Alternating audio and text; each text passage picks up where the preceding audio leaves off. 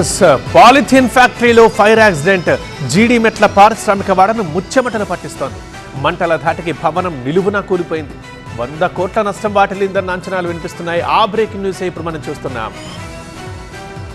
జీడిమెట్ల ప్రమాదంలో ఇంకా అదుపులోకి రావడం లేదు మంటలు. 18 గంటలుగా శ్రమిస్తున్నారు ఫైర్ సిబ్బంది, అయినా ఇంకా అదుపులోకి రావట్లేదు. మంటల ధాటికి కుప్ప కూలిపోయింది భారీ భవనం. దీంతో పక్కనే ఉన్న సుభాష్ నగర్లో విద్యుత్ సరఫరా నిలిచిపోయింది. వెంటనే చుట్టుపక్కల ఇళ్లను ఖాళీ చేయించారు అధికారులు. ఇక 10 ఫైర్ ఇంజన్లు, 40 వాటర్ ట్యాంకర్లు మంటలు ఆర్పుతున్నాయి. మధ్యాహ్నం కల్లా మంటలు అదుపులోకి వచ్చే ఛాన్స్ కనిపిస్తోంది.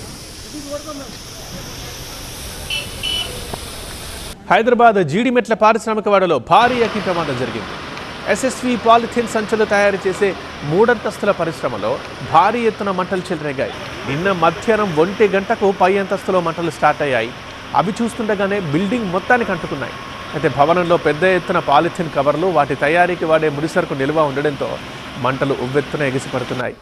అయితే ఆ టైంలో భవనంలో ఎవరూ లేకపోవడంతో ప్రాణ నష్టం తప్పింది. కానీ దాదాపు 100 కోట్ల ఆస్తి నష్టం జరిగినట్లుగా తెలుస్తోంది.